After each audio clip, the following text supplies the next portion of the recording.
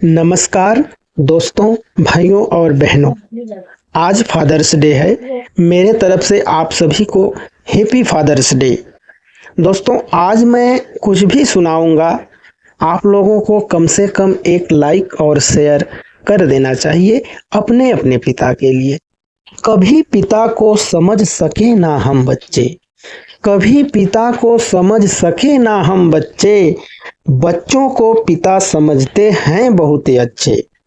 कभी पिता को समझ सके ना हम बच्चे, बच्चों को पिता समझते हैं बहुत अच्छे, क्योंकि पिता भी थे कभी बच्चे। हर हाल में सम्मान करो पिता को, हर हाल में सम्मान करो पिता को, हे प्यारे प्यारे अच्छे बच्चे। पिता, हे पिता आप ही परमेश्वर हो, यह समझने में देर हो गई। हे पिता आप ही परमेश्वर हो, यह समझने में देर हो गई। अब तो सूरज ढल चुका है, अब तो सूरज ढल चुका है, मेरे जीवन में अंधेर हो गई। हे पिता आप ही परमेश्वर हो, यह समझने में देर हो गई। मैं सवेरे ही समझ गया होता, मैं सवेरे ही समझ गया होता, अब तो अबेर हो गई।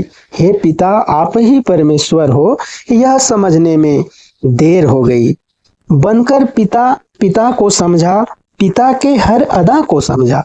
बनकर पिता पिता को समझा, पिता के हर अदा को समझा, अब तो बहुत देर हो गई।